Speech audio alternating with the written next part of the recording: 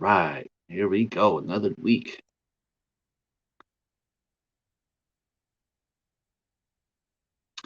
All right, welcome to Eight Questions with. I'm your host, Patrick from Have Cheetah Will View.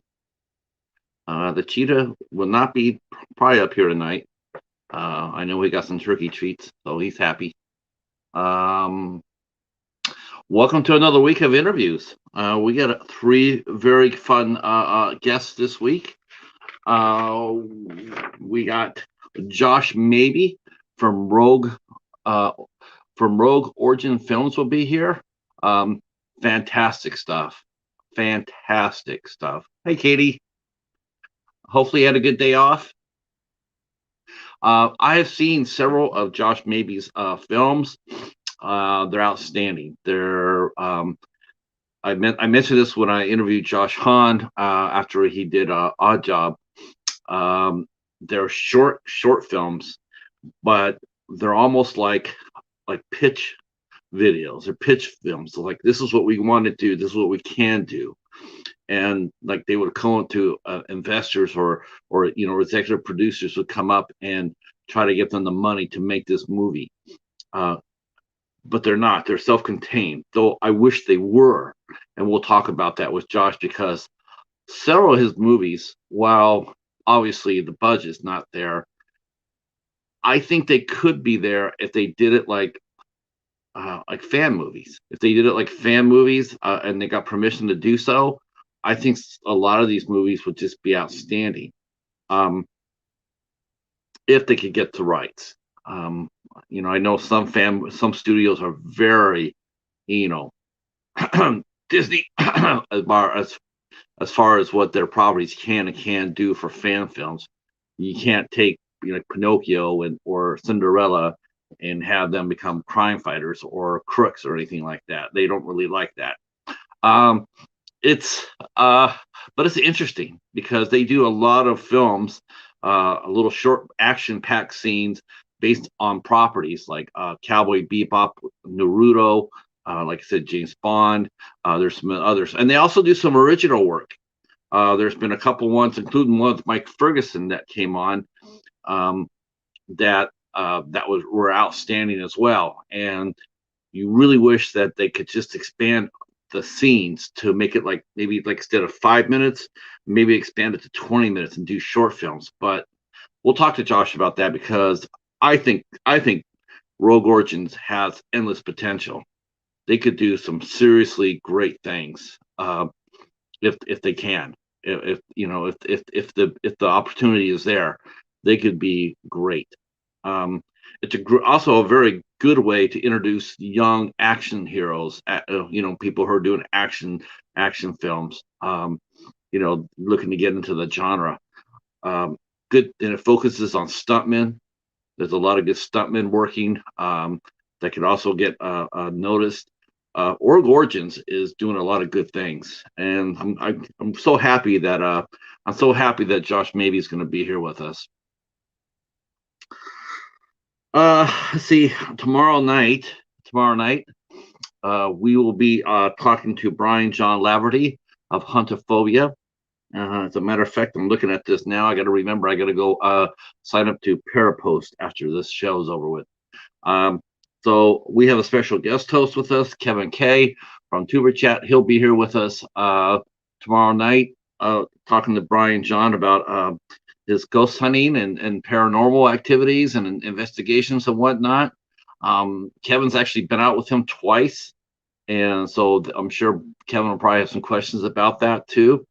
And so we'll talk to Brian John Laverty. He's our first paranormal expert that we've had on the show, and I'm looking forward to really talking to him quite a bit, actually.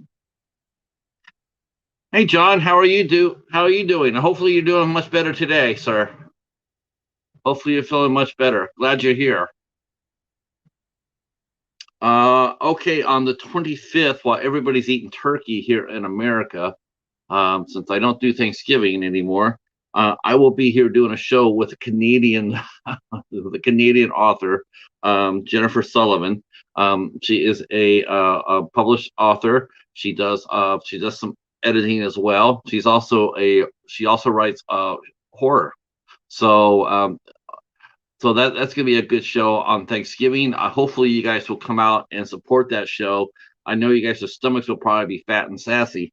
Um, uh, um, hopefully, you'll come out and check that out because she's a terrific writer. Uh, I'm doing good. I'm doing good. Glad you guys are here. You know, feel free to share us out if you can. That'll be awesome.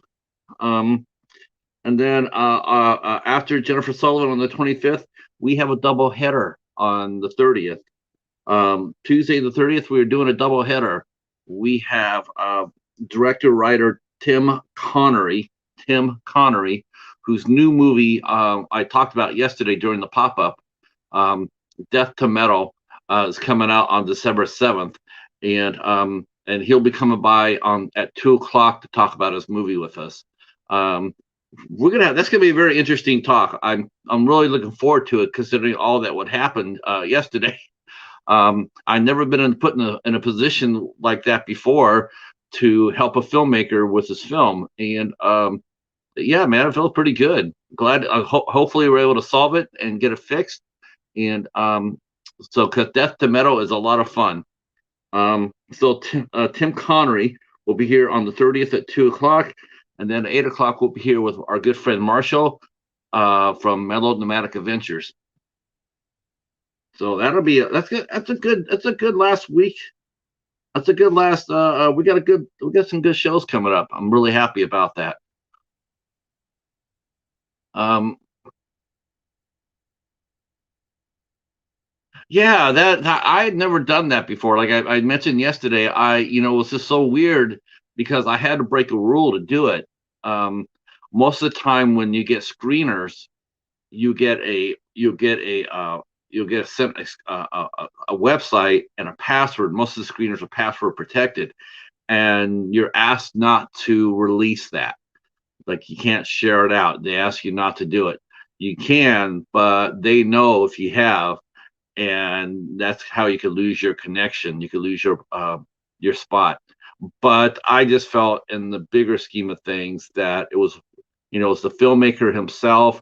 It's his movie. He has every right to go back there and make sure it's being shown in the proper format. I was not going to say no to that. I was not going to say I can't do it. I'm not allowed to. No, I wasn't going to do that. I was going to go ahead and help whatever I can. Um, and so I did. So he was really grateful for that. He said thanks. We'll talk about it on next Tuesday's show. So, um, so Josh Mabie, who will be here at 8 o'clock sharp, his Rogue Origin. I should actually put up. I've actually interviewed two of the guys who worked with him. Mike Ferguson, I know, has done at least 2 films with him, and Josh Hahn has done 1. The one with Josh Hahn was Oddjob, A View to a Kill. Man, I got to tell you, I still get blown away by that. That should be a movie. That really should. I you know what? I'm sort of like stunned, especially if they, if they move forward with the James Bond series. They're going to need some help for the next James Bond movie. They are sorely mistaken. The producers will be sorely mistaken if they think that young actress is going to walk in there and carry the franchise without any help. That's just not going to work. I did great business. No Time to Die did great business. Everybody went out because everybody thinks that it's the last James Bond, or they want to see if Daniel Craig went off into the sunset. Um, uh, but as far as the new movie coming out with that cast, they're going to need a little bit of help. Still to do well because people will be curious, but you can almost already hear the naysayers with the next movie coming out saying that's not James Bond. That's not James Bond. And I think, and spoiler alert, cover your ears if you haven't heard this or not. But since they killed Felix Leiter in No Time to Die, James Bond or the girl's name. I don't know what they're going to call her. I don't. That's going to be interesting to see what they're going to call her. I mean, I can't imagine her being Jane Bond, but who knows, right? But she's going to need a little bit of help. And I think the idea of having the grandson of an old adversary, working on your behalf for the British Secret Service. Wow, what a cool contact, what a cool concept that Rogue Origins came up with, and I would love to see it. I personally, as a James Bond fan, I think it would be just absolutely kick ass. I like the character of Felix Leiter, but Felix Leiter really never got his hands dirty. That was the only problem I had with this character, was he didn't get his hands dirty. I mean, he was always the CIA contact, but he never did fisticuffs. He never was a man of action. And I think that for this, you could have that ally, and not necessarily because he has his own agenda. They could be frenemies, or convenient allies or whatever. I don't want to see him be a villain. That's the only thing that I don't want, because that would actually sour it. But make it so a reluctant ally, for the greater good or whatnot. And yeah. I don't know I don't know who else saw James Bond, if they saw James Bond or not, but I'm looking forward to seeing it. I know it's going to be coming out soon. I'll probably get that when I get a chance. So the Dollar Tree store sale is going on. Speaking of that, I want to touch bases with that already. I saw more people. There's our guest.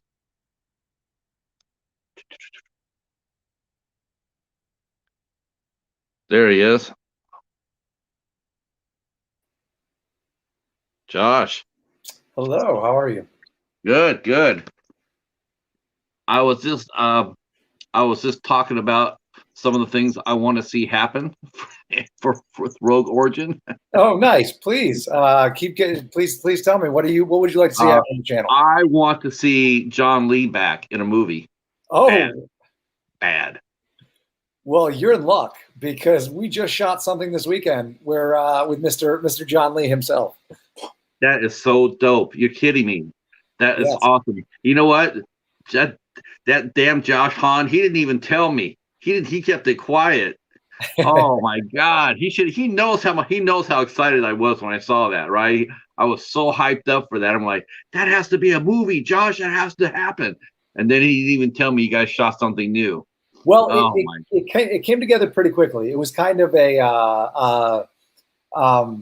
I don't want to say last minute, but it was definitely wasn't one of the ones that we took a lot of time to prep and plan, because obviously I love Josh Hahn, and I love Josh Hahn as John Lee, and I agree. I've always wanted to get back out there with him and do something cool, and a cool idea came up, and it kind of was a good opportunity for us to get back together and reunite. And it's very fortuitous and great, because it's been almost a year since we released Oddjob. So yeah, it's fun. It's a good sequel. It's a good follow up to what we did, and it's going to be a lot of fun. I guess the first question I would have, I mean, before I go back to your own origin story, the only question I have is, do you have a lot of legal roadblocks when you try to do a film like this? I mean, to me, it's like, why couldn't you do like an hour and 15 minute fan driven film based on the characters? Or is MGM United Artists that tight about the characters? Yes, I definitely think there would be some legal issues there, because then because at that point you're messing with their revenue stream. And this is more of it's fan content, fan material. These are original stories that we're doing set in these universes, and they're just homages to what we want to do. The other issue you run into is budgetarily. That would be prohibitive. It's these small fan films cost a lot of money. So to do an hour and a half, 2 hour long movie would cost a lot of money. And the only way that we could do that is if there's a way to return that. And the only way to do that would be to partner with MGM in order to bring something like this to life. And to be honest, have you done a mock-up of John Lee? Have you made like a background, his character's background, his backstory, everything else? Have you made that and submitted it to MGM or UA for pop? Because I was mentioning before you got on, now that Daniel Craig's gone, and so is Felix Leiter. The next Bond, the girl who took over the spot, I think they're going to need help in the next movie. Yeah. Okay. Hold on. Let me just say, Ana de Armas was the highlight of that film. Like, don't get me wrong, I love the movie. I thought the movie was fantastic, but she absolutely crushed it. Like, she was, Felix Leiter's replacement, Ana de Armas, not the Bond replacement. Sorry, but the Felix Leiter's replacement. She was so fantastic. I was so blown away, and like her martial arts capabilities, her acting, she was really, really great. But you bring up a great point that there definitely is a place for someone like Oddjob or John Lee to make a big screen appearance. And it would be something that we would love to do, and that's kind of why we wanted to pursue more of this. Is obviously the first one was kind of just a getting our feet wet in terms of exploring this character, and this is a little bit longer of a little bit more of a story driven piece as to the background and like who this character is. I was just like, I'm happy to hear that, because I just think there's just so much potential right here. I could definitely see the budget, being, but I feel like, it's like some of those Star Trek ones they do, they seem to get off the ground if they get like an old star from one of the movies. Now, they're not going to ask for the moon. Walter Koenig, he's not going to sit there and say, yeah, I want $100,000 for that. I'm sure he goes in there and does it for his rate, just to keep the story going. And I'm thinking maybe something down the line, just something that if the next John Lee adventure comes out, is there any chance that you could try to pitch it and maybe try to get a old name from the Bond series to come on as a guest star? It would give it a sense of legitimacy, and at least that he could do is just look at it. They would be forced to look at it. Absolutely, and that would definitely be something we'd love to talk about, because I'm in the same boat as you. I think that the character is super interesting. There's a lot of room for growth, a lot of room for character development in that vein and in that realm. And it definitely makes the universe a little bigger, which is fun, Right. And so I think a lot of that also boils down to knowing the right doors to knock on. I guess is the best way to put that. Is that in order to get these meetings, you've got to have an in at one of these studios. You have to have somebody that's willing to go, oh yeah, meet with this guy. He's got a cool idea. Hear what he has to say. So that's the first step. Right. Before we I want to come back to that. But before we do that, I want to circle back and to cover your own origin story. So how did you get involved in the business? Where were you born and raised at? How did you get involved in stunts and stuff like that? Let's just start with, let's go way back. Sure. Well, not that far back, but a little bit. Sure. Well, I was born and raised in New York, upstate New York. And I've been doing martial arts my whole life. I've been doing martial arts since I was 6. I did it from 6 to 10, took about a 2-year break, and then did it from 12 until now. So it's always been a passion of mine. And I kind of always made martial arts movies. When I was 14, I think my buddies and my buddy Jeremy, he had a school project that he was tasked with doing a modern reinterpretation of Hamlet. And so in typical martial arts fashion, we did a martial arts interpretation of Hamlet. It was terrible. We included as many like flips and kicks and tricks as possible. And that kind of, I don't know, that may have been the first thing that kind of set off oh, this is awesome. This is what I want to do. And then at the same time, I was doing a lot of anime music videos. Their anime music videos are huge. When I was arts, they weren't really as huge as they are now. And so, but the same group of friends that did martial arts, we loved anime. And so we would make these 4, 5, 6 minute anime music videos to like whatever song was. Most of the time it was like Linkin Park. Because they're super inspiring and they've got like hard-hitting music.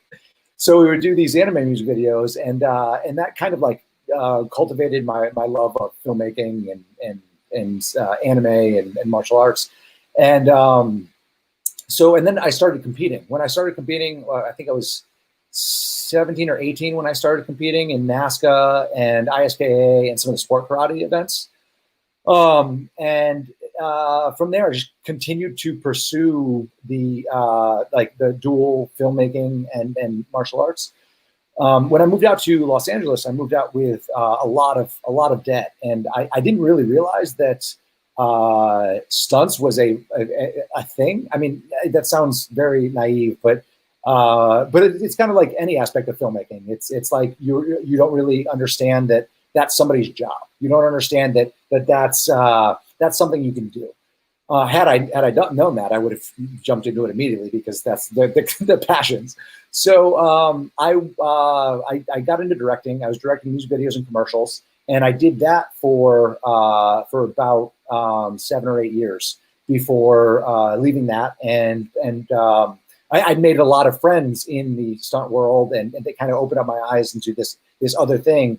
And for me, my goal has always been to direct features. So sure. I left the agency world and started pursuing short action films, and that's kind of where the journey, the Rogue Origin journey, kind of started. Is around, I want to say 2018 is when I really started pursuing action filmmaking, stunts, and that niche. My buddy Jay Hawkins, shout out to Jay Hawkins, great dude. Him and I have been good friends for a long time. Martial artist friend. We both trained together at a studio for a while. And I was like, hey, dude, do you want to do this short thing? I've been doing a bunch of small fight scenes, and I want to do this small fight scene adaptation of Cowboy Bebop. Can you do it with me? And he's like, yeah, let's do it. So we did the Spike versus Vicious fight scene. I played Vicious. He was Spike. It's never but that may have been the origin of Rogue Origins. Is that was one of the, oh man, okay, this is combining all the things I love: martial arts, anime, stunts, action filmmaking, and really kind of from there, it's just been a hard and steady drive toward that goal of being an action filmmaker and trying to carve out my own style and niche, or my own style in this niche, right. And from there, I did spend some time with a company that was doing something similar. I directed films for, and in late 2019, I had directed Cowboy Bebop in early 2019, I believe, and we were in post on it.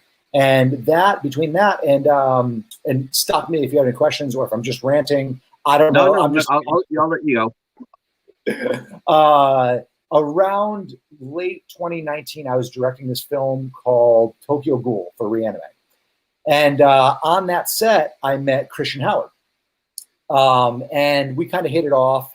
We were chatting about a lot of things. We got to, he came out to just help out my buddy Ian, who stunt coordinates a lot of the films. And got along really, really well. And after that, we sat down, had coffee, and he pitched me on this Iron Fist script that he had, that he was really passionate, really wanted to do. He loved, oh man, sounds like a cool idea. I'd love to talk more about it. And so we got to talking, and after we got to talking, we started doing pre-production on that. And so with that, that was around the same time as I left the other company that I was a part of for a few years, and that was kind of the beginning of 2020. Was like, okay, cool. Let's. I think there's something cool happening with this stuff that I'm doing. I think it's worth creating a new channel and just putting this stuff out there. No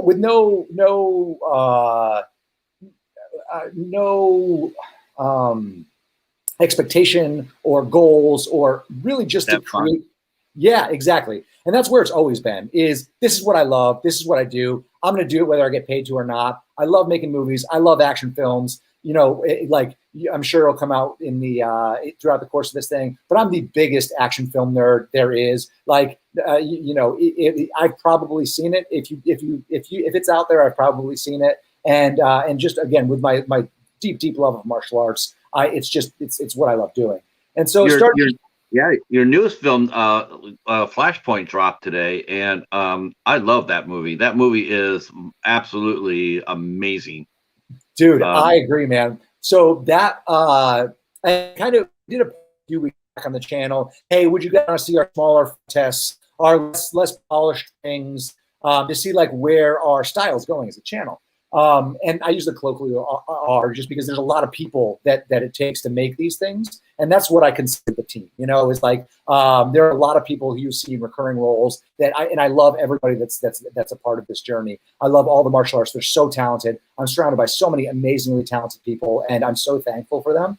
And with these smaller tests, like the Flashpoint one, I remember one night, so my buddy Jackie and Devontae, who were in that, we were doing this, what they call like Breakfast Club, where we'd get together 2 or 3 times a week, shoot a fight scene over the course of 4 or 5 hours, where one person comes up with the action design, the choreography, and then we just did that 2 or 3 times a week. I mean, if I can come in I have a question for you. Yeah. Because you guys are so fast and furious. Have you done a 48-hour film challenge where you have to come up with an idea, film it, edit it, score it, and present it all within 2 days? Because I think you can. Sure.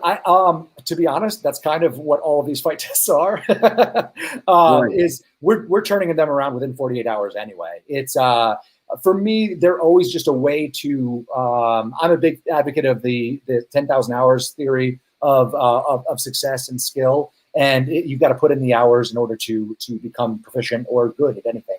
And these fight tests are a way of doing that for me. And so there was this, and you're right. I think we probably should do a 48-hour film festival. I think it'd be fun. Yeah. We were talking to Cammie Storm last week, and she was saying how one of her first things that she did was a 48-hour film. You know, and I've seen some of those, and they're amazing when they're done right. I mean, they really truly are. You're just in awe. It's like it's a whole damn short film done in 2 days, and literally 2 days and you don't sleep. I've heard that from the actors and the directors. No, you don't sleep at all. And to me, it's like when I'm watching your films, I'm just thinking how I just want them to be longer. That's the thing. It's like I get it it's like a morsel, but it's like. I want this to be longer. I want this to be like a 20-minute film. I want this to be like a 30-minute film. Totally. Because you guys are very creative. But when you said you came out from New York to LA and you had a lot of debt, how did you get out from underneath that? I mean, what was your first job in the business when you came out? How did you support yourself? Totally. So because of that, I like. What the understanding was, or what I was told was, you need to get a 9-to-5, you need to pay off this debt. So I ended up working in television. I worked in television for a few years, and then I moved from television to theatrical advertising. And then in the theatrical advertising realm is when I really started pursuing like the directing. And so I was a theatrical designer, and I would do a lot of editing and design work. And then I had the opportunity to direct some pretty awesome commercials for these larger theatrical agencies. I directed a Hunger Games commercial with Jennifer Lawrence, Scientology with Leah Remini, an Aladdin on Broadway commercial, Ready Player One spec. There was a bunch of really cool commercials that I had the opportunity to direct, and I'm very, very happy and stoked with the time that I spent there.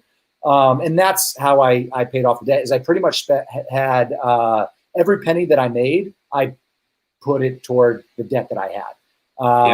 Yeah, it was a long time that it took me to get out from under that, but every penny that I made, I put it toward that. And that's why I'm always an advocate. Whenever somebody tells me what, if they're young, 18, 19, and they tell me what they want to do, and it's in the film industry, I just tell them straight up, like, don't go to college, come out, become a PA, and you'll be further along in your career than I am when you're my age. just because like the film industry is more about learning the profession, and it's more of a craft than it is a like. And if you want to go to college, go to college. I'm not against it, but you still are going to have to start at the same place as you did if you were 18 and move out here fresh. That's kind of the thing, and why I don't say I regret it, but definitely wish that or have thought many times about what would happen if I pursued a different path. Yeah, I mean, I think especially with what you're doing, I think it's better that you could have someone who's classically trained, and or someone who has experience. And it's like if you come out to the room and you have one guy who's been out 5 years doing from location to location, who's been working it, against the guy who's maybe got the degree. I'm one of those guys because I know both. I both know. I know actors who've gotten their masters in acting, and I've also known actors or directors who have just, like I said, just come out and started out as a PA. I'm more of a person who likes the PA aspect of it, coming from the boots up, because yes, you might have a classical training in college, but he's got practical training I can use right now. I don't necessarily have to explain to him what I want because he already know it. Whereas a classical, maybe I'll have to spend a little bit more time getting him acclimated, even though he has training. But it's different when it comes down to practical. So you directed a lot of. You're a film director then. I mean, now that was were you just so you were self-taught then? You came out. Ish. Because like I said, I went to college for it, so I had a basis in filmmaking. A lot of I actually dualed in computer graphics and filmmaking, and so I had a basis in it. But that's the other reason why I'm a proponent of just coming out here and being a PA and working on your own stuff, because there's no better way of learning than just by doing it. Yeah. And yeah, and you learn, and like I said, I was very fortunate because a lot of the people that I worked with when I worked in the agency world were very talented, and I was so blessed because I learned so much from them, and they were so skilled, and they taught me so much. And I had no right being in certain positions that I was when I was directing the things that I was, other than having cool ideas, I guess. but they, there were a lot of people that took a lot of great chances on me, and I'm very thankful for those people. Now, while you were doing this, were you also still practicing your martial arts? Did you do tournaments while you were out here in LA between that and the job? No. So around when I stopped doing tournaments around my first or second year in college, and I started pursuing like MMA and professional fighting. And I did, when I moved out here, I was still in that vein. So I trained for 5 or 6 years with like legit martial arts, not legit martial arts, that sounds terrible, with MMA guys. So it's like, it's a different mentality and a different mindset. That must have been really tough. I know that there's I know LA is a really hotbed for training. So what did you think of MMA versus martial arts? I mean, what is the biggest difference to you? It's there's not a big difference between MMA and martial arts. It's a big difference between MMA and stunts. Like because the sport karate stuff is all about like point fighting and whatnot. The MMA stuff is more. It's a difference in distance. Did I lose you? Are you still there? Nope, I'm here. Okay, cool. You froze a little bit. And so that was the biggest transition for me, is transitioning from the coming within inches and then pulling the punches and then following through with them when it came to MMA stuff. And same exact thing with like I was trained at a lot of places where I met a lot of amazingly talented martial artists and killers on the mats. I just I learned so much, and I think it's all good because those were also the years that I was learning jiu-jitsu, and I was doing Krav Maga, jiu-jitsu, some Muay Thai, more of the harder style martial arts. And I'm gonna get flack for that. I know I will, because everybody thinks their style is a hard style. Yeah, I have nothing but respect for Muay Thai. I mean, I see some of those fighters with how they kick. I'm just stunned by it. I'm like, that just looks absolutely painful. But Well, that's their style. They use their feet as like a fist. I mean, yeah, they could dude, really screw you up. it's crazy, man. Like those guys, it's really interesting because Muay Thai is the sport of hurting people. I always hesitate to call it a martial art because it has some of the like it's like it has some of the foundational martial arts stuff. Like it's very respectful and it's got an almost religious aspect to it, which is awesome. But at the end of the day, it's the sport of trying to hurt your opponent, and they're very good at it. Yeah. They're very very good at it. Yeah, I mean, you don't really kick somebody half speed. If you're kicking somebody, you're kicking them to put them down. I mean, other disciplines, you could, like you said, you could pull your punch, or you could use submission holds or whatnot. Muay Thai just looks absolutely just like you get hit by that, you're in for a world of pain. Yeah. So did you actually get into any MMA fights? Or did you turn pro, or did you fight amateur? Yeah, I had a few fights. I both grappling only and mixed striking. I did a few amateur fights, and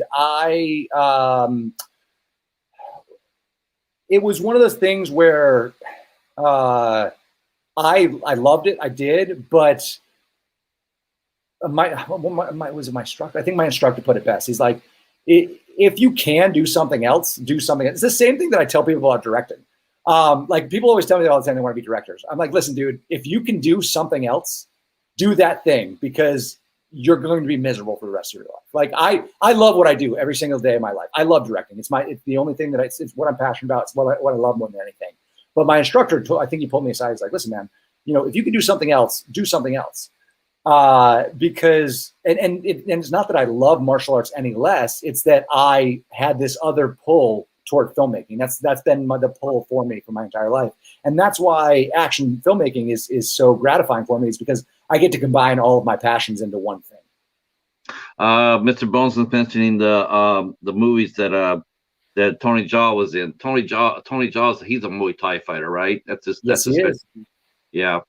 Yeah, dude. So you talk about like certain movies that change, like that.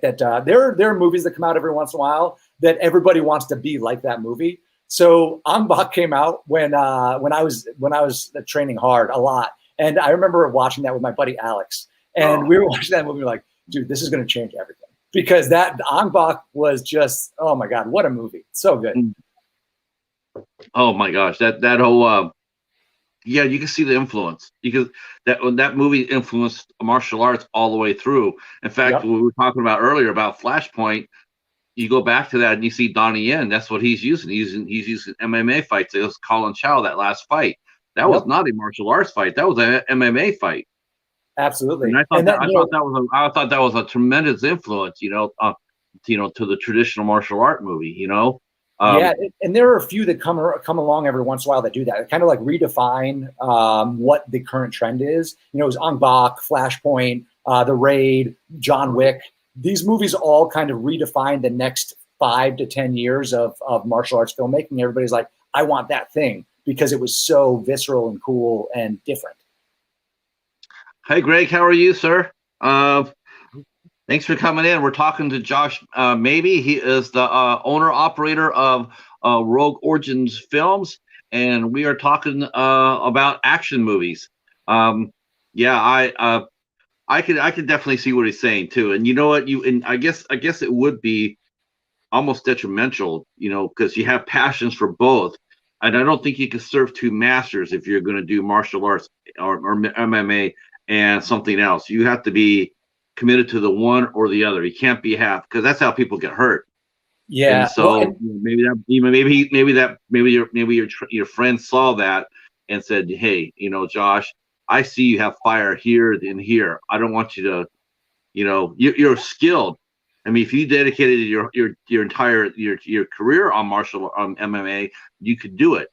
But I know too that you want to be a film director. So what do you want to do most?" And you chose film directing, and I think for me anyway. I'm glad you did that. I'm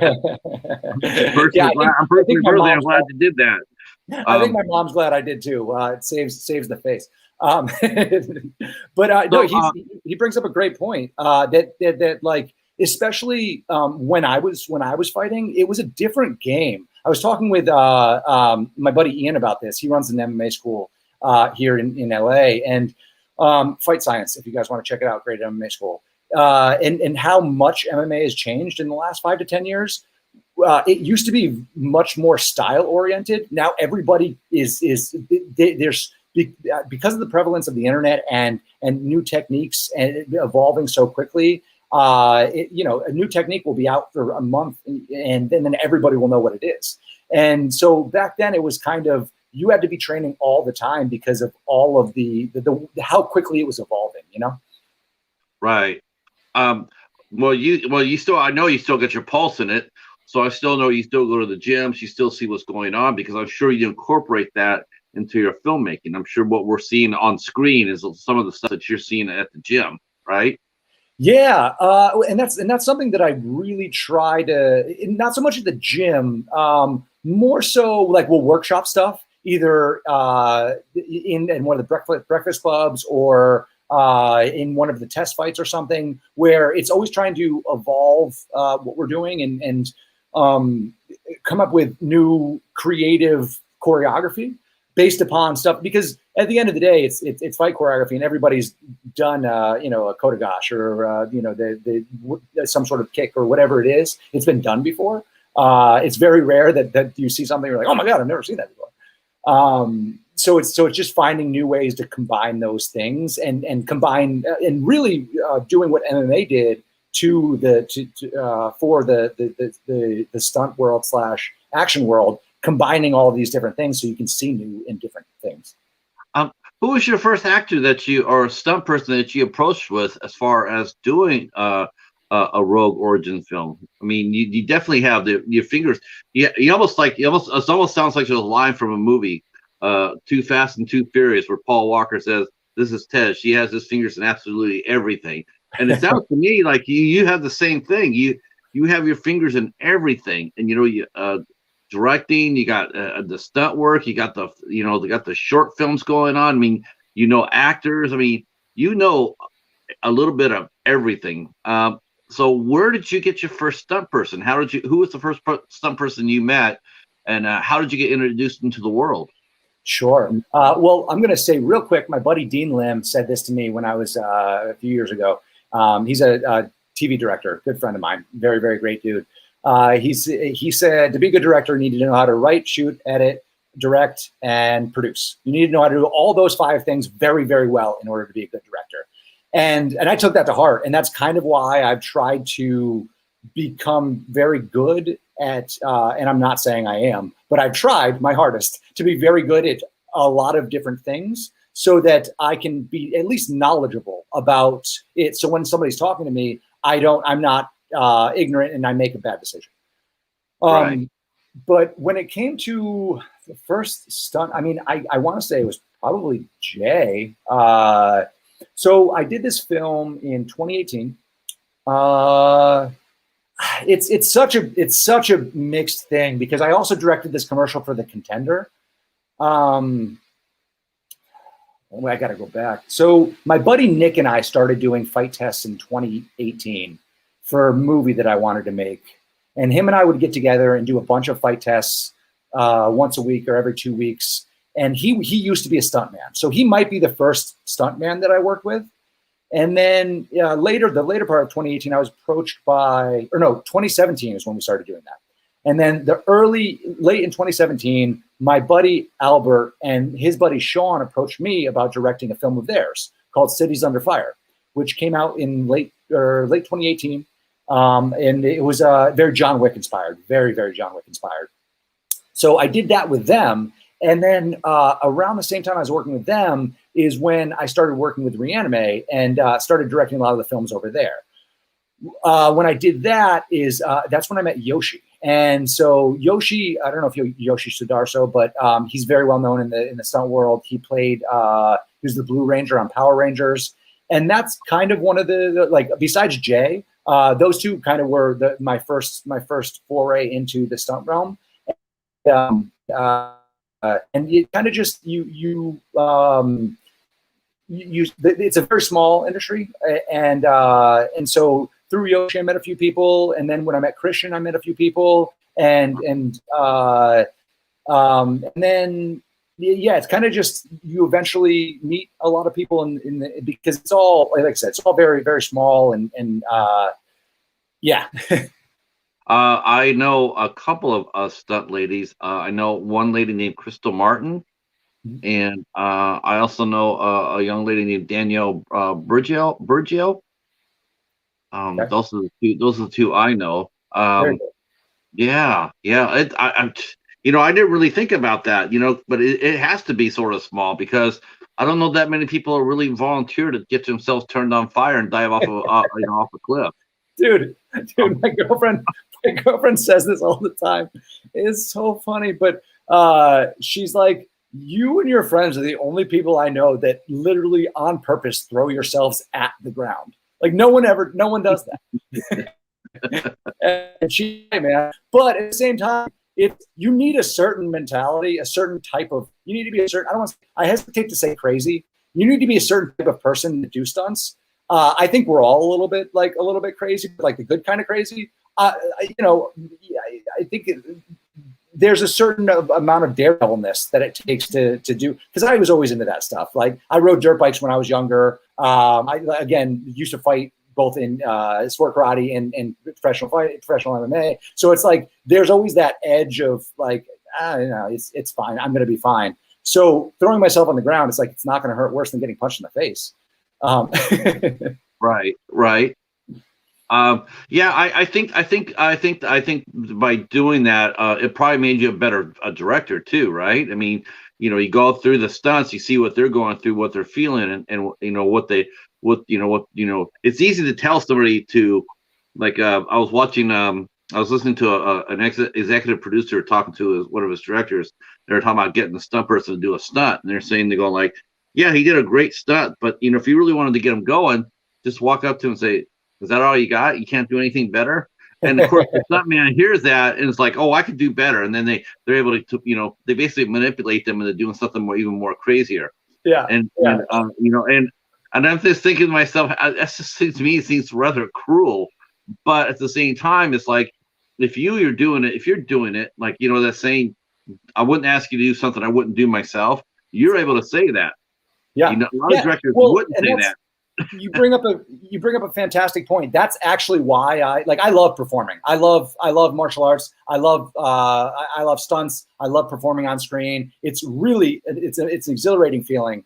And the other reason I do it is because exactly what you just said. I always want to be the first one to try whatever it is so that they feel comfortable. And I would never ask someone to do something that I wouldn't do, just because I feel like that's disingenuous and just I don't know, outright wrong for you to ask somebody of that. And I'm not saying that you can't that you have to do martial arts to be an action director, but it sure helps. Yeah. Before I forget, in 2018, late 2018, it's also when I met Jackie Tran. He kind of is also, he was one of the other guys that started introducing me to a lot of people, and he's my little brother. I love him to death. He's the man. He's been in a lot of my projects. We work together on a lot of different things. He's the guy that I said I do Breakfast Clubs with, and we started when we started doing Breakfast Club is when we started to bring a bunch of the people that we knew into and I guess branching out and having more and more people that we started working with, either his friends or my friends, and that's kind of how how I started meeting all the people that I met. Is it safe to say, because this is how I see Rogue Origin, I could be wrong, but you'll tell me here in a second. Is it safe to say that Rogue Origin is more of a collective than anything else? I mean, you guys have so many different, actors and stunt people and directors and whatnot, and you guys are all, you all seem to be, all interchangeable. It's like, and it's awesome. It's like a giant collaboration. I think, that was always my goal. I wanted it to be just like a home for dope martial arts action oriented content. And that's kind of always the goal. Is just I've always just wanted to make cool stuff with my friends, and that's the Rogue Origin would not be what it is without all of the people that have helped get it here. And that's everyone that's been in each one of these films. Everyone behind the camera, in front of the camera. Usually behind the camera, there's not that many people. It's like me and my buddy Cameron.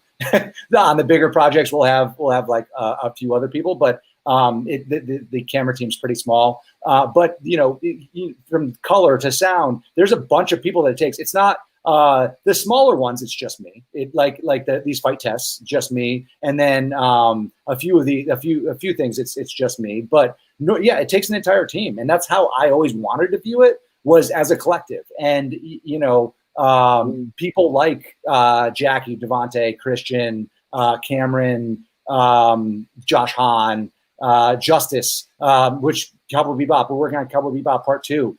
Justice is a super integral part of the team. I love that dude. I love that man to death. He's getting we've been rolling around ideas for episode 2 for a long time. Finally wrote episode 2, and we're getting ready to try to do a so to harken back to the earlier thing you were saying. It's always been our goal to do longer form stuff, but the money is just what stops us. So with Bebop episode 2, we're going to do a crowdfunding campaign because there seems like there's a lot of support for it. And Bebop episode 2, you hear it here first, is a 22-minute episode. Wow. Which is cool. Yeah.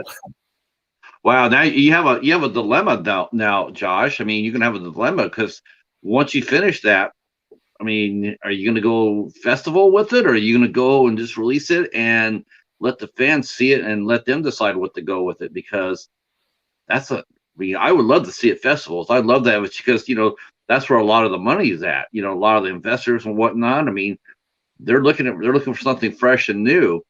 So you do the festival circuit, but at the same time, man, what an opportunity to pop out something cool like that for the fans to get a hold of it. Absolutely, and that's something that we're still kind of figuring out, both what the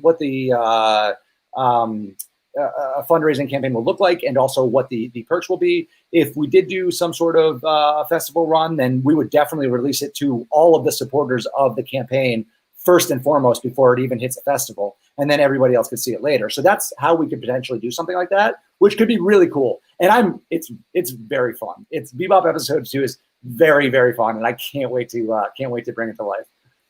Yeah, if you have one of your perks as fighting John Lee, me and the Cheetah, we might have to saddle up for that. Nice. Hey, man. We can do that.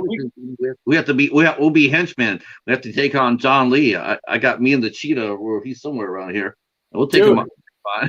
We should have done this interview 2 weeks sooner, and we could have made that happen. Well, I'm so excited. That's cool. Definitely when you get ready to launch your crowdfunding, we'll definitely hype it up here and on my groups. I'll definitely do that for you. Anywhere I can do, I'll hype it up. That's exciting. The one thing I noticed, and this is something I don't know if it's planned or is it something you haven't really thought about or whatnot. The one thing I would like to see just a little bit more, though, I mean, just being a fan, I love the action scenes. I really do. The action scenes are awesome, but I like the dialogue. That's one of the things I really liked about Oddjob was there was a real give and take there. It wasn't just fighting. You had James Bond facing off against John Lee, and they were doing some dialogue. And I thought that was really cool, and I thought that set the table just a little bit. Because I've seen some of the other ones, like the fight in the LA River. Mm-hmm. That was amazing. It was amazing. But if no one didn't know anything about it, well, all you would see is you just seeing two guys fight. And it's like there's no dialogue really. There's nothing not telling us why is this happening or whatnot. Whereas Oddjob, we knew. I mean, it's a short film. And that's how I personally reviewed it. I reviewed it as a short film, not as a set piece, because it had a story, it had a beginning, it had a middle, it had an end. Legitimate short film. Now, are you a good writer? Do you feel like you're a good script writer, or anybody in the group are they experienced with that? Is it something if you did the 22 episode of Bebop, are you gonna write it yourself? Yeah, so I spent about 4 or 5 years. I would get up at 5 a.m. every morning and spend 3 hours writing. I did that for I think 2 or 3 years straight, just because I knew that my writing wasn't good. And again, I have no problems putting in the time to make things as good as they can be. I think that I'm a pretty decent writer. I'm not a great writer, but for what we're doing, and especially, so Bebop for me is one of my favorite shows of all time. And I've seen it, I want to say 10, 12, maybe more times. So the characters are who I resonate with. And with that in mind, it's a little bit easier for me to write those characters because I know them so well. And so Bebop episode 2 came together very, very quickly, and I wrote it, I want to say, over the course of 3 or 4 days, maybe 3 days. And normally I'll do most of the writing. Christian wrote Iron Fist. There's a project we're working on right now that my buddy's writing. We spoke about it a little bit. There's a Trigun adaptation in the works, and my buddy's writing that. But for the most part, I'll do the writing. I'm not opposed to someone else writing. It's just no one in the group is really a writer. Right, I can see that. I was going to ask you if you had to go outside the group for that.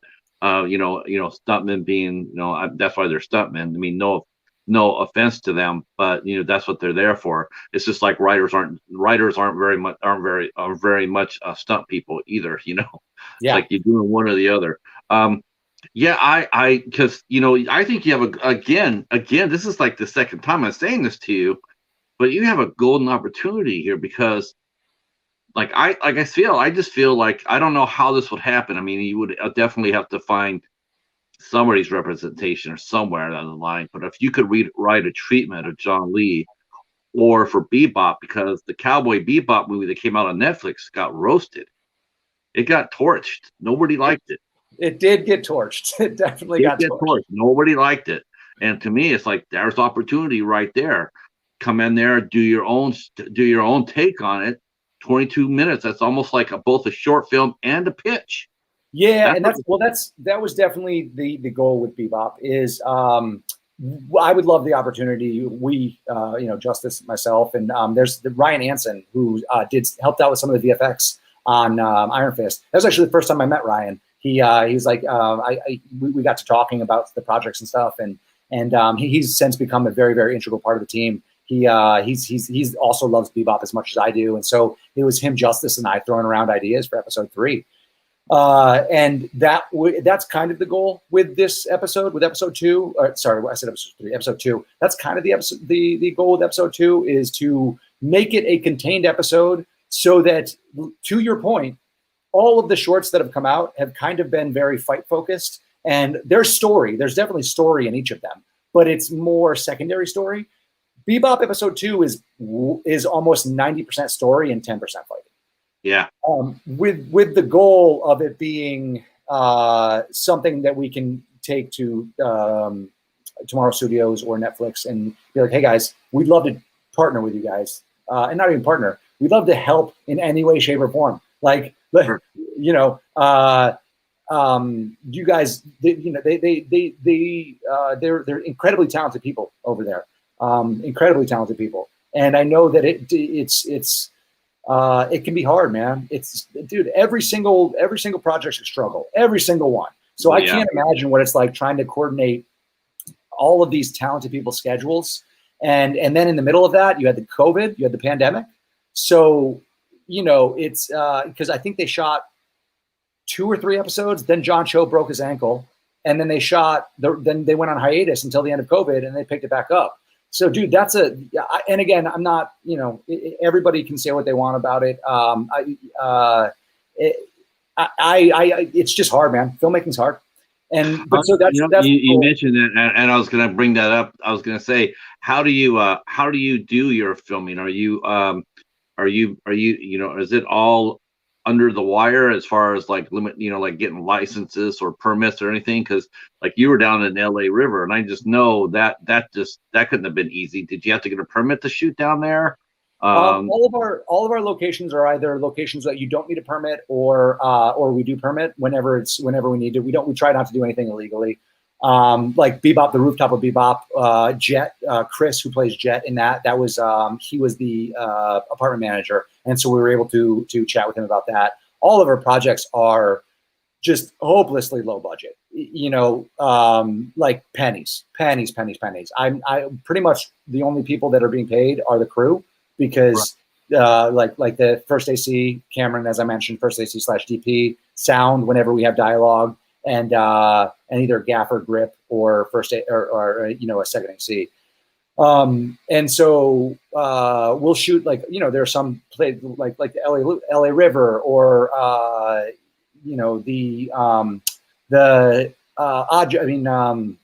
Street Fighter took place in Josh Hahn's garage. Wow. Yeah. And also we're Studio One is a huge partner of ours. They're amazing. They're in Culver City. James over there, he runs Studio One, and he's the stage manager. He's the man. He's done us so many favors. Love him to death. And that's kind of what you mentioned. It's a collective. It's a bunch of people that want to make cool stuff. And I absolutely dig it. I have so much respect for it. It's just a lot of fun. Oh, this is the cheetah. So this is who we want John Lee. Nice, dude. Listen. I love that you love John Lee. I love John Lee. I wish John Lee got more support. No, any chance we can. I mean, we'll definitely hype it up. I mean, hell, when you guys get it ready to rock and roll and release, it's been a minute since we've had Josh on the show, but I'll be more than happy to have him back on the show. In fact, maybe have you guys both come on the show and talk to us about the film. That would be awesome. I love Josh. Josh is such a sweetheart. Yeah, we can make that happen in maybe early February. Just come out there and just come back and talk about it. I mean, what more than to hype it up than to get it out there? Every time you do an interview or appearance or anything else like that, and it can get online, it just makes it a bigger footprint. Pretty soon, you type in John Lee Oddjob, it's going to be you. It's going to be you and your crew. That's. I just remember Tom. Richard Hatch did the same thing with Battlestar Galactica. After the show ended, he made a 25-minute short film as a pitch. He got people from the old show. He got them all come out there to help him out. He made this 25-minute pitch, and it didn't go as far as where it used to be, but it led to the new one being made. So there's possibilities there that, I know you said it before about contacts, but I think that, I don't know. I just feel like you're just like one or two people away from being noticed, because this is some good stuff right here. I appreciate that, man. Yeah, I appreciate that, and that's the goal. Is we're just going to keep making cool stuff until somebody's ready to go. Love what you're doing. Let's make something official. Let's do it. Let's talk a little bit about, if you don't mind, can we talk a little bit, because your sets are. They got to be dangerous, because you got trained fighters there, and yes, there are some you have safety protocols in place. But has there ever been an injury on one of your sets, Josh? I mean, has anybody been banged up a little bit, or how do you go about protecting your artists? No, knock on wood, man. Don't put that down in the universe. I don't think anybody's ever been hurt on one of my sets. I want to say there have been close calls, but we're very safe, because stunts are different than MMA and fighting. And so if there's ever anything where it feels unsafe, we'll just do it a different way. Or especially because, like you said, man, we're just doing it like nobody's getting paid. So I don't want to have somebody risk hurting themselves, and then then they might miss work for however long. I can't put them in that position. So whenever it's something that, I think the closest is on Rock Lee. Brandon got kicked, kicked in the throat, but not like a bad kick. It's just like the kick was supposed to go to the chest and went high. But again, that's just at the end of the day, as a martial artist, that's nothing that hasn't happened before. Stuff like that, where it's just like, oh, that sucked, I got punched in the face. But never anything debilitating in any, because as I mentioned several times, I'm super blessed with the people that I work with. They're all so talented, and they're all able to, if they're not where they're supposed to be, they stop the punch, or We we stop the take. And any of the weapons we work with, it's all replicated and fabricated. So they're using safety weapons. So there's no chance of injury. And I just try to, we try to shoot everything so that if people need to fall hard, they can fall on a pad. I just do my best to ensure on every single set that we try to be as safe as possible. And on the sets where I'm fortunate enough to have a stunt coordinator like Ian, then that's his whole job, is to make sure people stay safe. Couple of questions from the chat here. Mr. Bones asked, he asked for some of your favorite martial arts movies that you like, and then he mentioned Michael J. White did the same thing. Let's see, took over the Never Back Down series. Yeah, he did take over that series. I've seen a couple of those. Those were pretty good. Yep. And the new one is coming out that he's not a part of. Well, that's their mistake. Yeah. Have you ever met Michael J. White? Let me ask you that, because. So. Oh yeah. Yes and no. I've met him. Like, I've shook hands with Michael J. White. My friend James Liu was being honored at the Martial Arts Hall of Fame, and Michael J. White showed up for that. But like never had the honor of talking with him, working with him beyond like a 2-second meet and greet.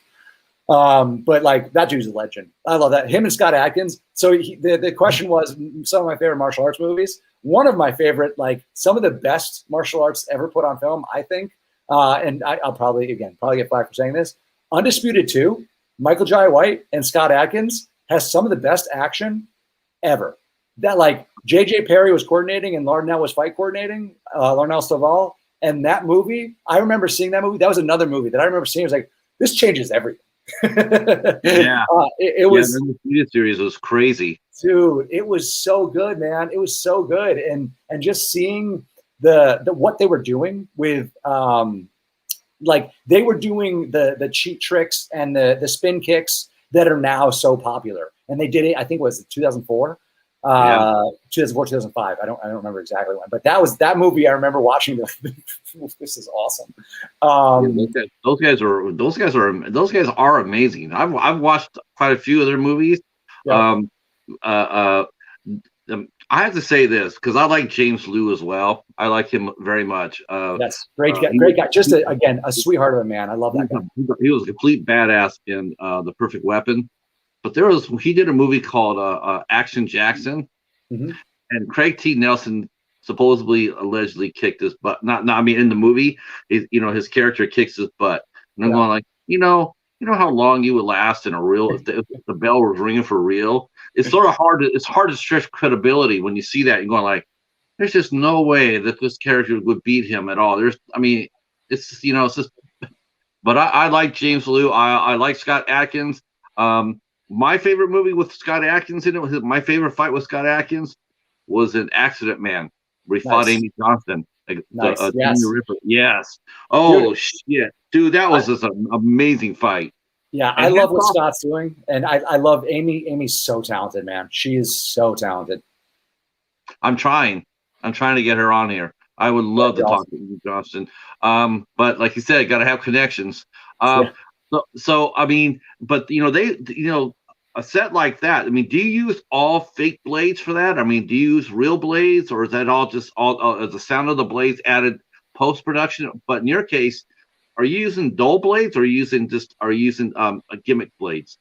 It really depends upon the shot. Anytime it's again, go back to anytime that it could be dangerous, we use fake blades. We'll use either foam, spark foam, rubber, and you can always tell it's spark foam because unless somebody slashes perfectly, it kind of wobbles. Okay. And then if like close-ups, inserts, we'll use the sharp blades, the dull blades. And if we do anything insert where it has to be close to somebody, we'll just run it. We'll shoot it in slow-mo and run it at 50%. And so there's like no way of, that's one of the secrets is if you shoot it slow-mo, you don't have to go fast because no one can tell when it's sped up anyway. Do you find yourself hitting the ceiling though? I mean, you're a good action director. There's no doubt in my mind. I mean, you definitely could do it. You're an excellent action director. And speaking of Scott Adkins, I don't know if it's just a case of people being comfortable or whatnot, but To me, it seems a little too comfortable. He has the same director, Jesse Johnson. Jesse Johnson, I think his name is. Jesse Johnson. Yeah, Jesse Johnson. He does Another all the legend. movies, and it's just like, okay, that's great, but how about Hawaii? But the thing is, with a director like that, every movie looks the same because he's doing the same old tricks every movie. And to me, it's like, why not sit there and take like an executive producer shot and bring someone like yourself in there and to see if there's something fresh that you can get going? Because as much as I like Scott Adkins and Michael J. White, I don't want to see him doing the same old shit every movie. Sure. Yeah, and well, it's one of those things. I wish I could tell you. I don't have the answer to those questions. I'm sure there are reasons. I'm sure there are great reasons. But what is fun is when you do see the ones that stick out, right? The ones, because again, huge Michael J. White fan, huge Scott Adkins fan, but there are definitely movies in both of their careers that are like shining stars in terms of everything aligned, and like the action is so much better than everything else in their repertoire.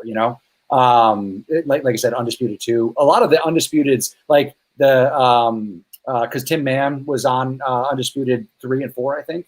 And again, awesome action, just amazing action in the Undisputed films. So yeah, I don't know, man. I don't know.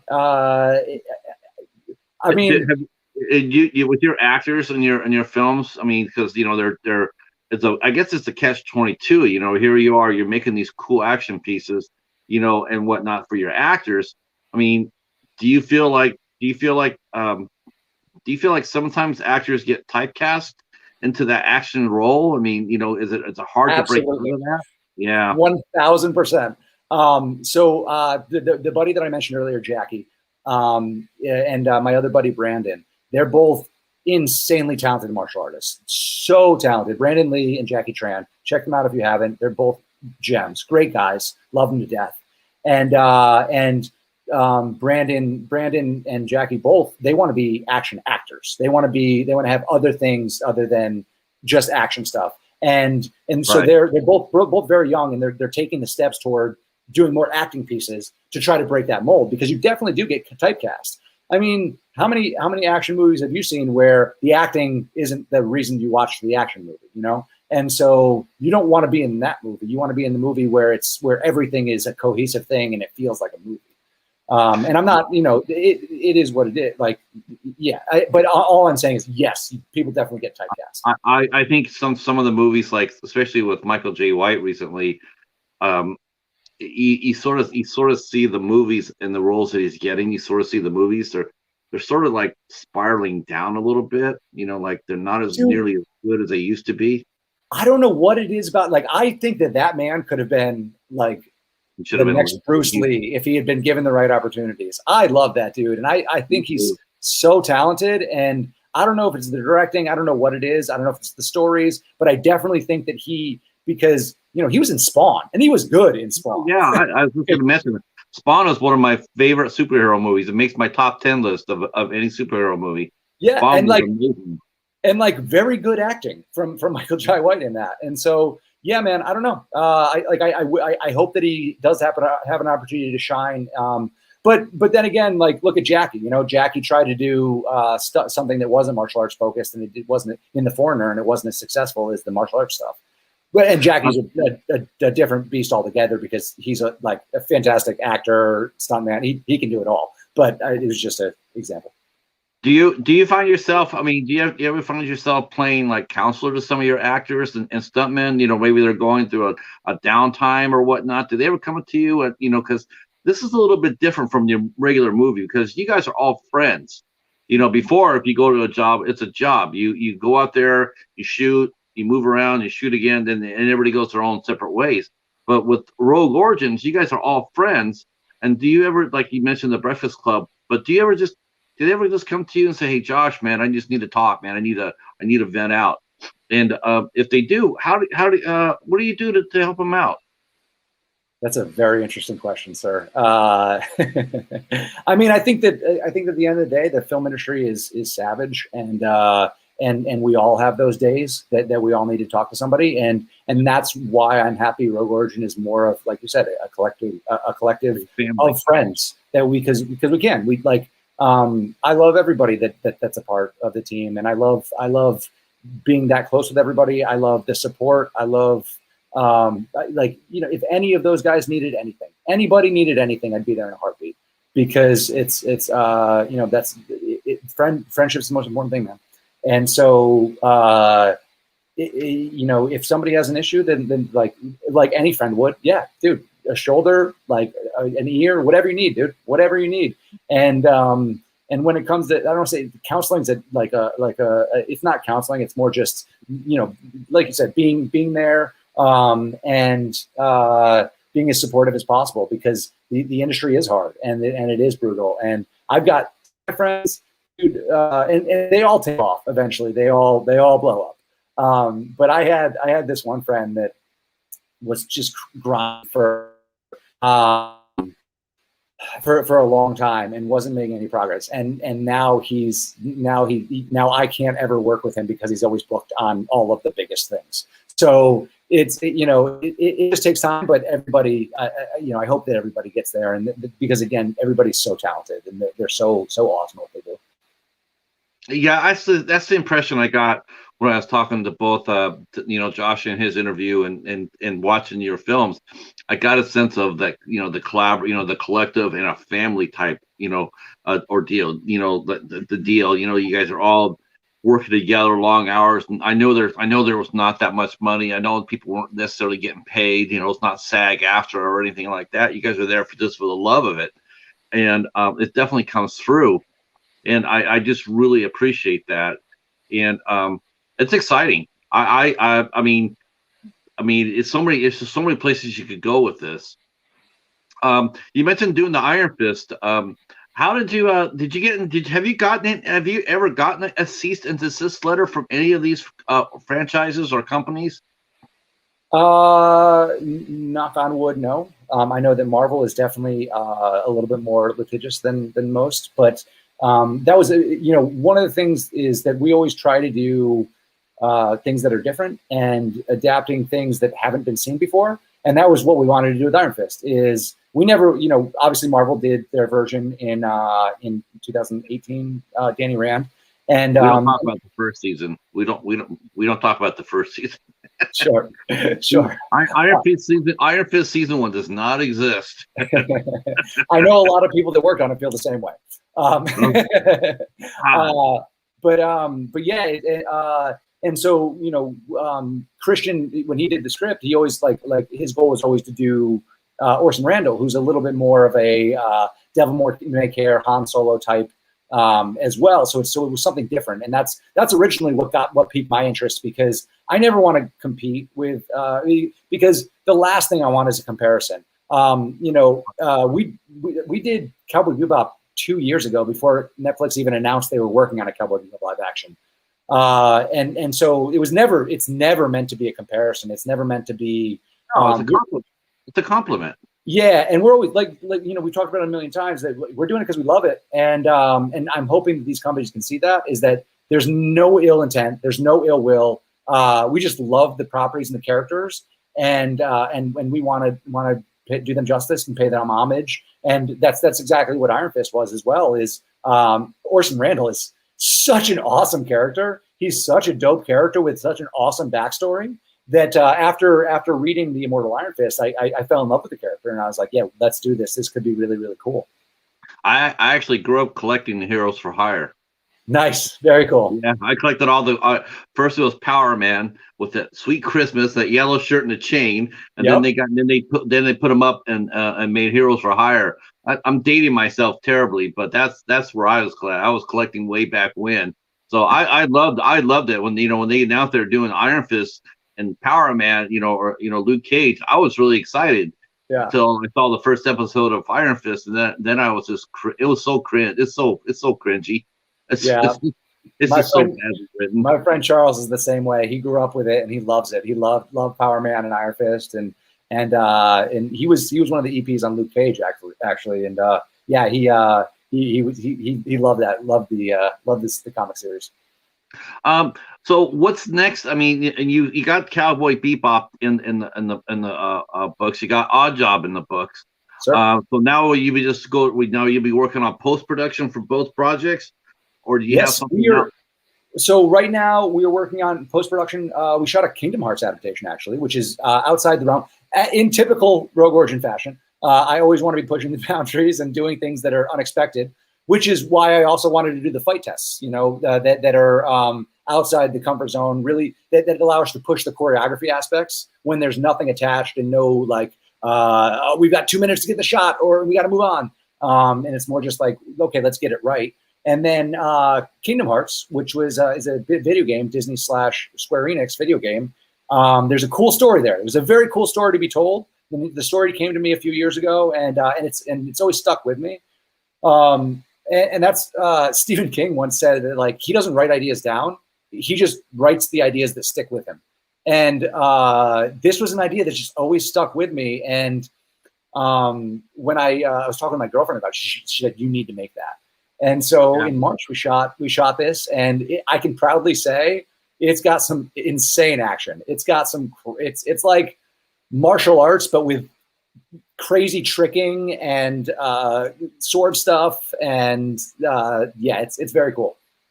Can you tell us who's gonna be in it, or you want to save that for wrap?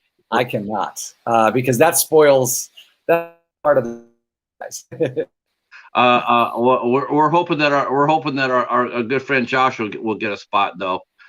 We really like him as an actor and as a human, and we're hoping. I love Josh Hahn. He's not in Kingdom Hearts, but Josh Hahn and I will hopefully be working on many other things. Hopefully a longer form, besides this new Oddjob, a longer form Oddjob thing. I love him. He's such a talented dude, and yeah, he's been one of the guys that's been kind of with us from the beginning, and I just I can't wait until he's the dude's got such a great look. He's the next Brad Pitt, man.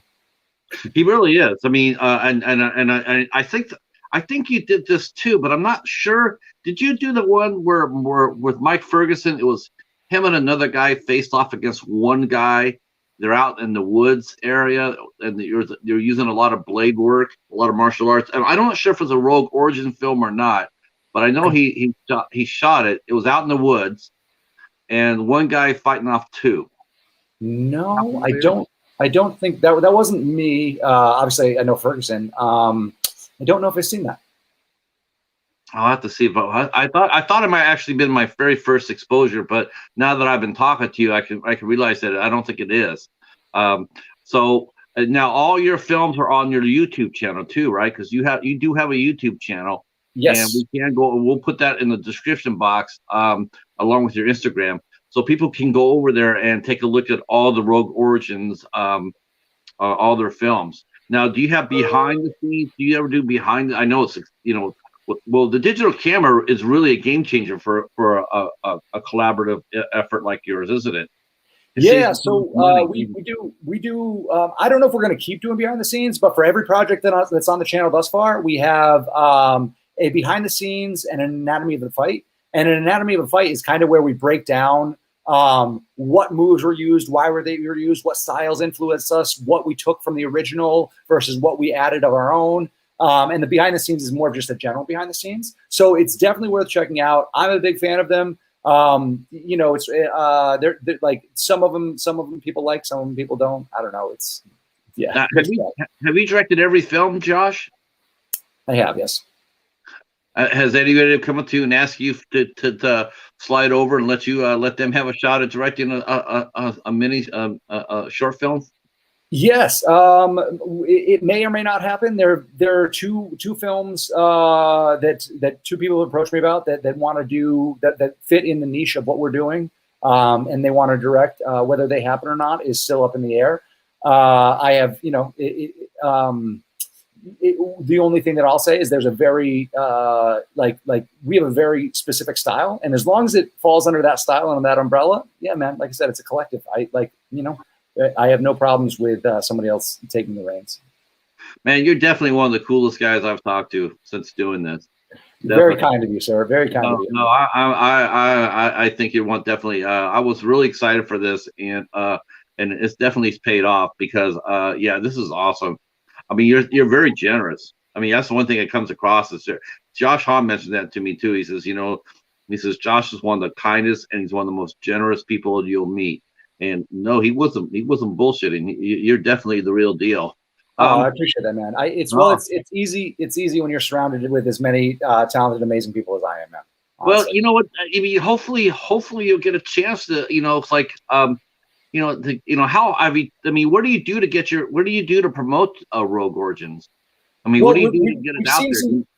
We've seen some pretty awesome growth, which is what I'm excited for. Because we launched 10 months ago, and this month's been a huge month. It's actually I haven't posted to Instagram in a bit because we've been grinding on the other project we have in the works is a Samurai Champloo adaptation, which is very cool, and I'm very excited to share it with you guys. But it's been a very, very busy month, so I've kind of been lax on posting to Instagram. But it's been a huge month. I am so thankful to everybody that supported the channel because we just passed 10,000 subscribers. We just passed 1 million views, cumulative views on the channel. You had 10,000 subscribers on your YouTube channel? Yes, we just passed 10,000 subscribers on our YouTube channel. You're not gonna have to talk about this, because I got 4 people here. We're gonna have to talk. You're gonna have to talk your promotion game up a little bit, dude. I know.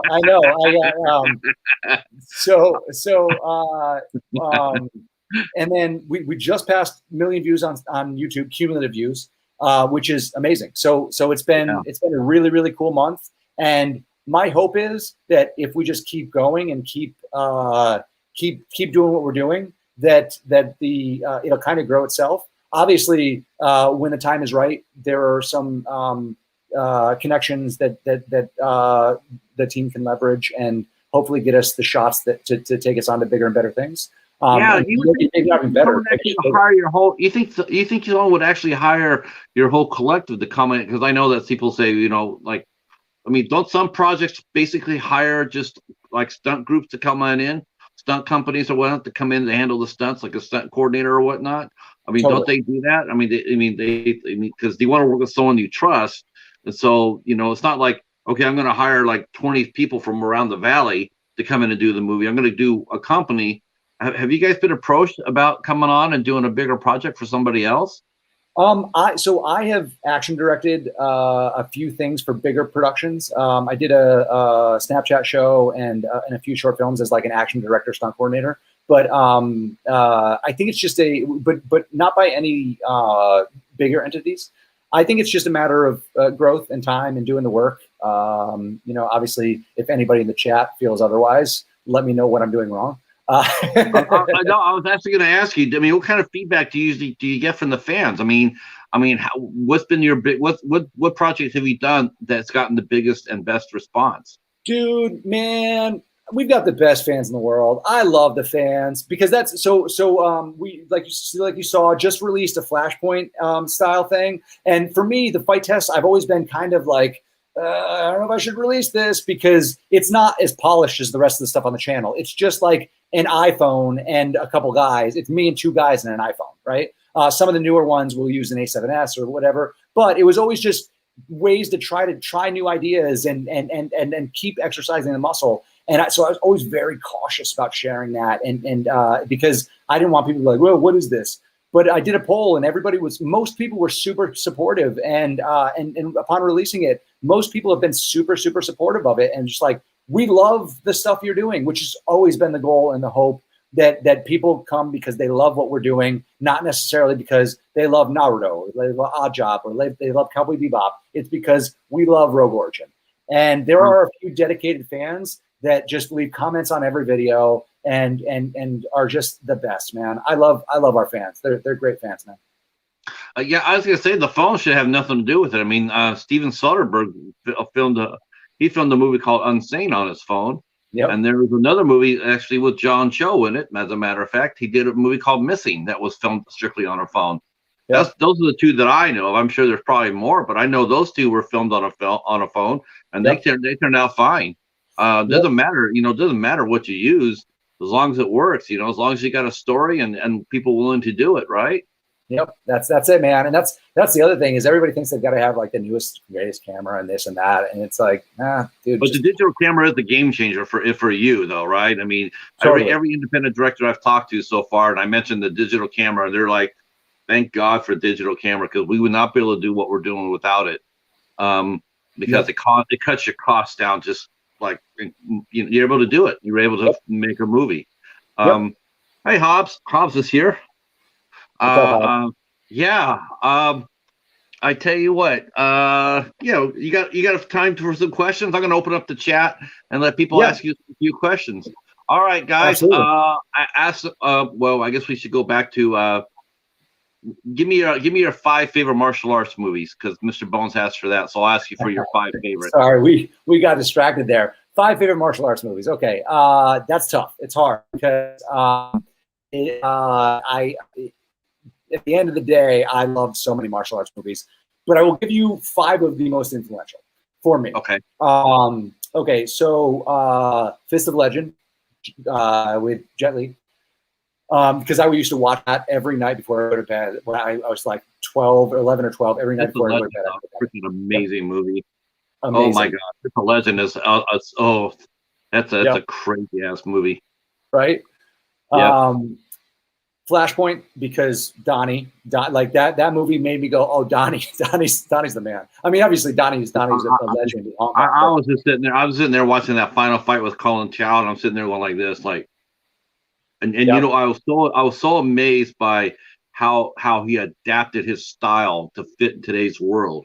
Yeah. You know, he's not sitting out there doing his traditional, and it was an amazing final fight. Hell yes. Yep, I agree. Hero. Jet Li again, which may be one of my favorite films of all time, period.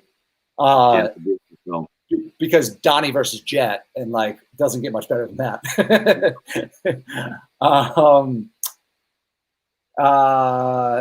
Probably Chinese Connection or Return of the Dragon, or what's the international title? One of the 2 of those. I don't know which the 2, definitely the 2, because Bruce Lee just changed everything. And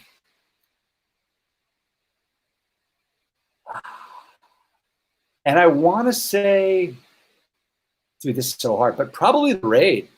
I love what Gareth does. I adapted Gareth's methodology of prevising like making sure you previs every fight scene before you do it, and it's changed the way that I am able to move quickly on set, and I love it.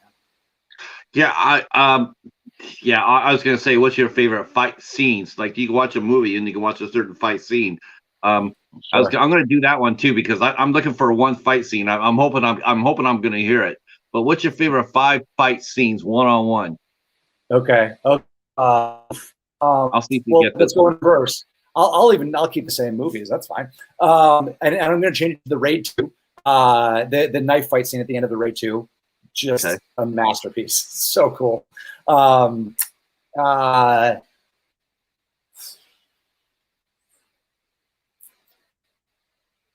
Obviously, the infight between Colin Chow and Donnie in Flashpoint.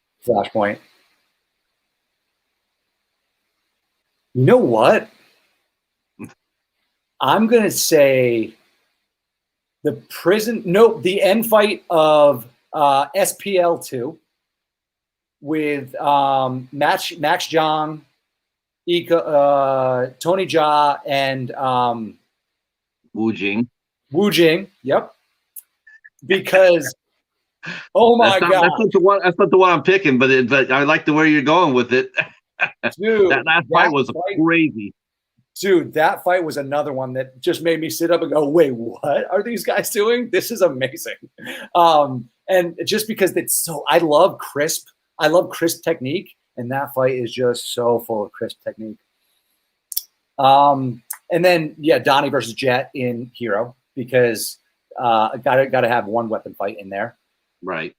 The 5th,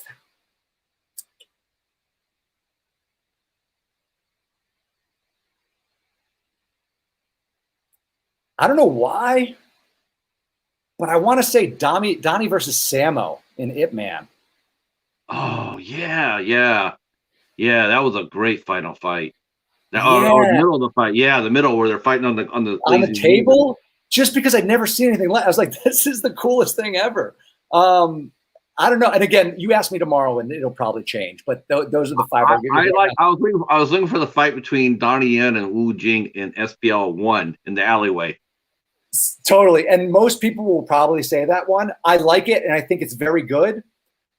If you watch it enough times, I see the bits that are improvised, and I see where they missed. And that's why for me, I prefer the SPL2 fight, even though it's not Donnie. Just because it's just so clean and crisp. But again, you can't go wrong. I became a Wu Jing fan. I never seen him before until I saw SPL 1, and after that, I'm like all over it. Like I got a Wolf Warrior. I'm looking for the second one, but I love the first one. You know, he fights Scott Atkins in the end. I mean, it was just a badass movie. That movie is rocking, and now I'm looking for the second one. Yeah, I think everybody see questions. Thoughts on Best of the Best and Kung Fu, the TV series. How much of that Kung Fu, or I guess Bruce Lee, he really did set the table for everything in American and action movies, didn't he? Yeah, dude. I've talked about this the other day. I forgot who I was talking with, but that man probably influenced more people than any person in history. You know, I think like more than Alexander the Great, because you have to take into account the population difference. And did one person, name me anyone else that's influenced more people to get into martial arts? I don't think I can think of anybody.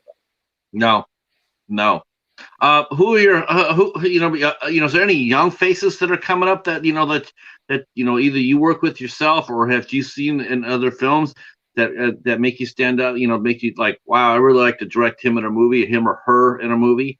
Dude, there are so many amazingly talented people. I don't want to start, like, if I start listing people, I know I'm going to forget someone, and I don't want to forget anybody, but like there are so many. Let me get you off the hook. Give me your 5. See, I'm limiting you to only 5, so you're off the hook. See, and now you're making me call out my friends, and I don't want to do that, dude. No, but like there are a lot of secret killers out there. That here's what I'll say: I work with some people that I are just absolutely going to take the world by storm, and are currently taking the world by storm. So I'll give you 5 of my friends that I think, dude. Do it. The rest of my friends are going to be so angry at you. you gotta put in a lady in your 5. That's fine. Yeah, dude, I can start with a lady. My friend Ilyana. You know what? I'll just give you one. Ilyana, dude. Okay. She is the sweetest, kindest, one of the best martial artists, and also so attentive and so good with direction.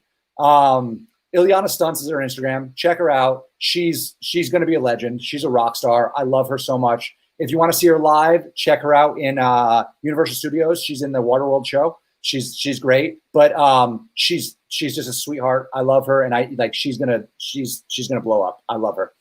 Awesome. Yeah. So that I'm gonna have you introduce me to her on Instagram. Absolutely, I will gladly do that. We'll have her come on the show. Dope. All right. Give me another. Huh? Honestly, I'm just going to name, like, all of my friends that I work with are going to be rock stars. I know that they are. Like, I know too. Anybody in your collab, anybody doing Rogue Origins, I know is going to be a superstar. Dude, I agree. Like Brandon and Jackie in Rock Lee versus Kimimaro. Both of those guys are already so good. They're both going to be legends. I mean, Brandon just got off Shang-Chi and this other martial arts movie with Jackie Chan stunt team. He's amazing. My buddy Devante's so talented and so good, and I love him to death. He's going to be crazy famous. Alec, my buddy Chris Cortez, he just got off from a huge movie, and like he's just, again, so sweet and amazing and like so attentive. He's been in a lot of my fight tests. Love working with him. I think I said Steven Iborra, who I just released a fight test with. That dude, so hard on himself. Like, I'm very hard on myself as well. So hard on himself, so hardworking. I love him. Same thing with Nico and dude, David, like everybody that I work with, I guarantee you is going to be. I'm just again blessed with amazingly talented people. Yeah, well, talent is drawn to talent. So to me, it works both ways. They come, you go to them, but they're also coming to you. They see how talented you are, and they put a lot of trust in you. So Sure. you can definitely see that in the films that Rogue Origin puts out. Is there some more questions coming out? I'm looking. Everybody's mentioning different films that they like. Enter the Dragon, Cobra Kai. Mr. Danahor says Rogue Origin Films rocks. So Mr. Dan's a fan. He's been over to your YouTube site, your channel, I'm sure. Yep, I'm sure he has been. Mr. Bones saying he was best of the best. Yep. Wow. All right. So this is actually my first martial artist type interview. So cool. this is really cool. I'm really glad to see all the people are really passionate about it.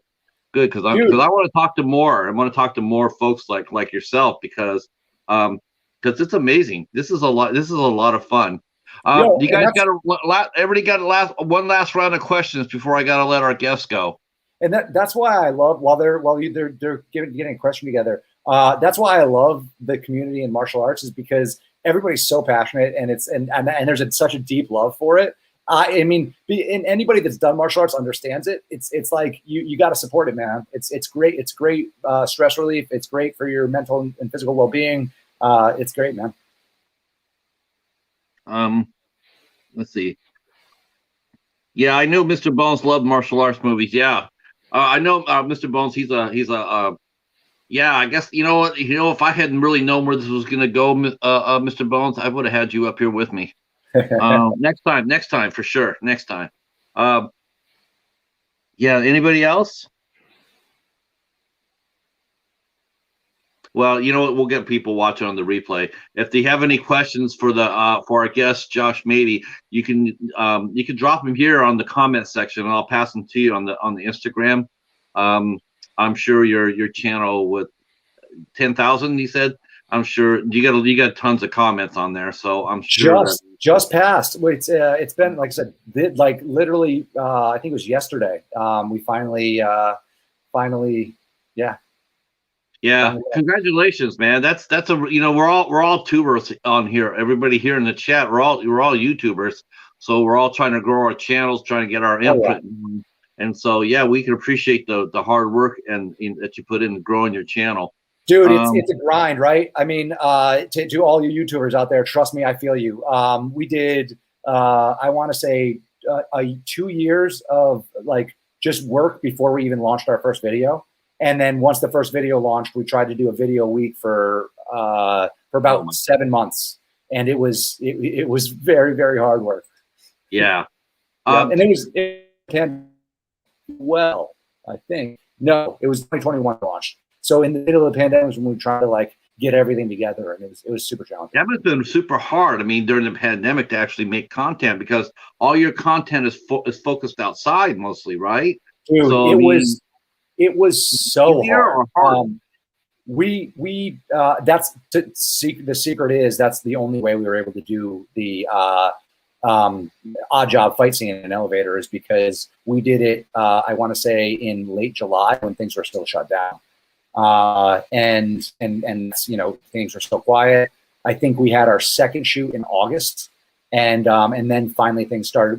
There's protocols in place in late August, early September that, okay, cool, this is how we can do it safe. And, obviously we were safe as possible before that, but, the protocols really started to formulate in late August, early September. And it's got to be really hard now. I'm going to touch on something here while people are still dropping.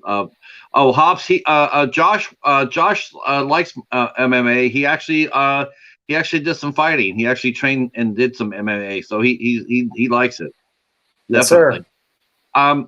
Here's something, because I know it's a little bit of a touchy situation, but it's one of those situations. I guess I'll ask you.